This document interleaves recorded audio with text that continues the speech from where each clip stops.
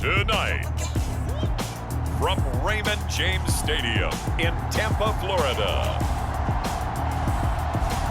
it's Sunday Night Football on EA Sports.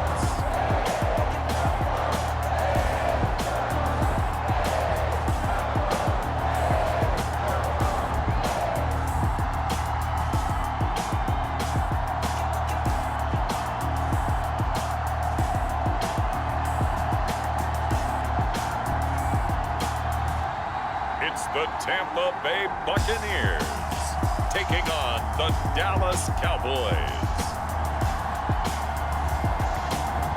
And we're about 5 miles northwest of downtown Tampa at beautiful Raymond James Stadium near Florida's Gulf Coast. With the echoes of cannon blast still ringing in our ears from the north end zone, the Bucs were introduced a moment ago, and they are all set as their guys will do battle with the Dallas Cowboys.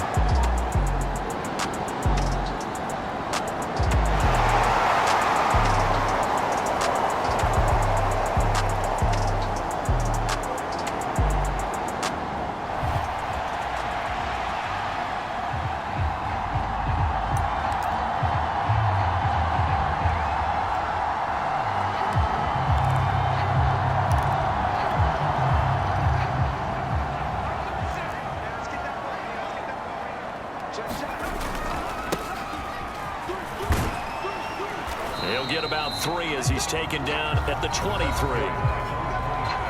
The numbers for him from a week ago: 16 carries, 72 yards. And they've already clinched a playoff berth, so I'm eager to see how they approach this game, because some teams' philosophy is to go ahead and get guys out. Other teams' philosophy, continue to do what you're doing best. I expect them to go ahead and use their top guys all the way through this one. Now 2nd and 7 from the 23. Now a handoff here to his running back, and he'll be brought down right at the 30 here. Offensively here, you're facing a top 5 team in terms of points scored in the NFL. So when they're that high power, you've got to find a way to hold them under 20, because to me, that's the magic number. 20 points scored gives yourself you give yourself your best chance to win. So if they're up around 24, 28, 30, they could be in some trouble. And I think so, because then you turn it into a shootout, and that means your offense has to keep pace.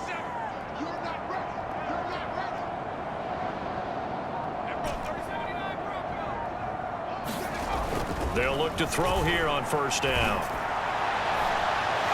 And he's got his big tight end here. And past the 40 before he's out of bounds. A lot of tight ends just use their size and their strength, try to occupy some space and kind of body people away and catch the football. But not this guy. He's a refined route runner. Makes me wonder if he took some dance classes in his background with his footwork. Now a toss left side into the hands of his tight end. 5 yards on the catch there, brings up second down. Not a big window to throw. Coverage wasn't too bad there. Yeah, they had him under wraps pretty well, but somehow able to muscle his way open and catch the ball. Going to give this time to the tailback. And he'll get it down to the 47 here. A quick burst there, and he nicely bit off a pretty decent gain. So from Cowboy territory now, here's 1st and 10 at the 47.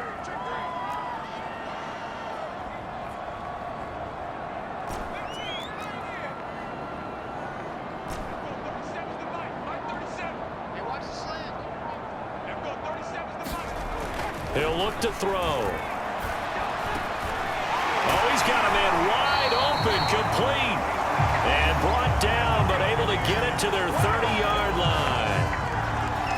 Well, that's always a good place to throw it, just because he's one of the biggest targets not only on this team, but in the National Football League. And you and I both know the quarterbacks love these large-bodied tight ends, and why not? Nowadays, they're really wide receivers who are just taller and have a little bit more weight.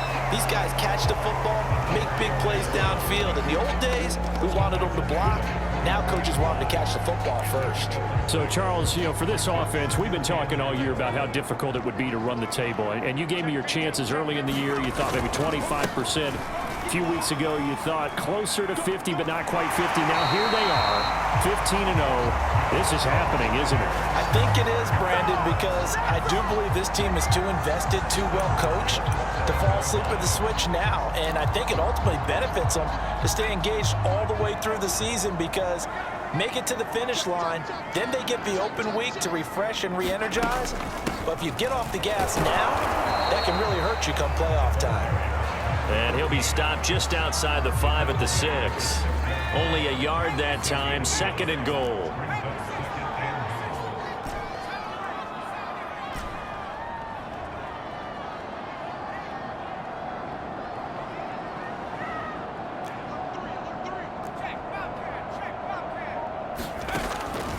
Now they'll switch it up here and look to throw. Eluding the pressure right. And a minuscule gain of maybe a yard from the 6 to the 5. This has been a long drive. You got to figure a field goal would be a letdown. Can they convert now on 3rd and goal?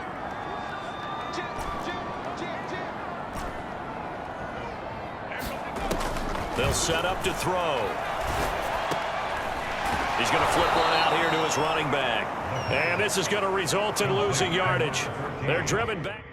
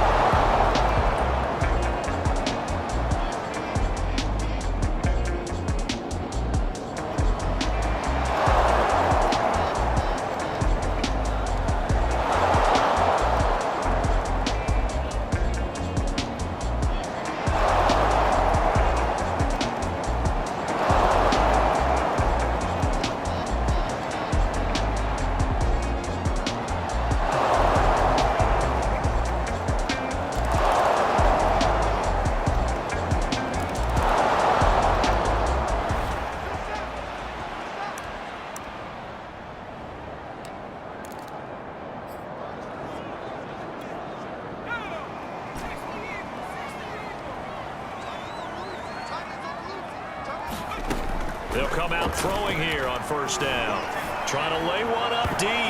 And a high throw there as this is knocked away down to the ground and incomplete. I like what they did there because many of the deep throws we see in the course of a game come to the outside, the perimeter of the field.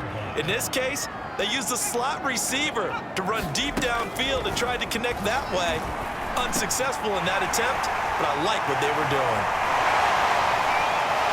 There he goes left side. The 20. Touchdown, Tampa Bay. Kadarius Toney, 78 yards. And the Bucs on just 2 plays have taken the lead.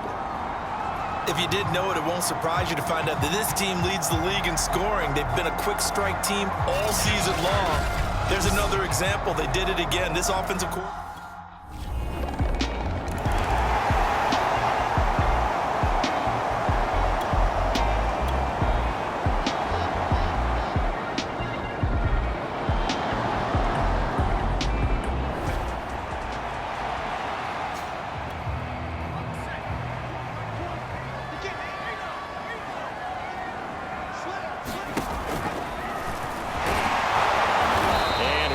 Down here at the 28. It'll be a pickup of 5 on the keeper. It's second down. That's a really good gain right there. They pick up 5 yards halfway to a first down. The only problem now in the huddle, everyone's going to want to touch the football. Be a lot of chattering now because they've seen that they can move the line of scrimmage. From the gun, they'll try to run it. They'll only get a couple up to about the 30.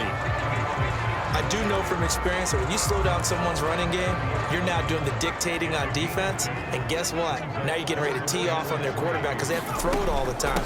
But you still have to be alert for the draws and other plays of that nature and make sure you don't get hurt. And this is going to be a Bucs first down as he's got this up to the 40-yard line. For a lot of guys playing this game, there's no better feeling than running right through a tackle. He's able to lower his center of gravity and churn his legs for a really nice pickup.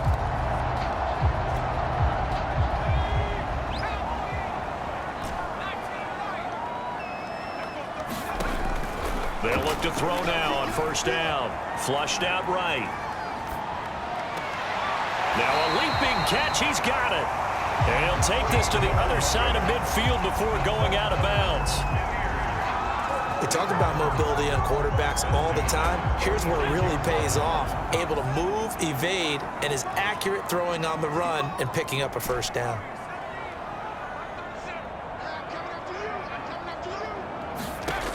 On first down, he'll drop to throw. And he's got it. Got his man on the end route. Complete. Give him 9 there on the first down completion. And just a yard to go here on second down. Back to throw here. Quick hitter here. It's complete. And he's going to have another first down here as the tackle's made at the Cowboys' 26. That's the 3rd time on this drive that these two have connected with each other. They've got a real rapport going. And right now, it's paying off with big chunks of yardage, as shown by that last play. They'll stick with the passing game as he looks to throw. Touchdown! It's complete. A great play there with touchdown number 7 on the year. And the Bucs are going to add on to their lead. As a general rule, quarterbacks don't want to lock in on a receiver before the ball is snapped. But in this case, based on the matchup he thought he was going to get, it was favorable for his tight end. He locked in on him early and found him for a touchdown.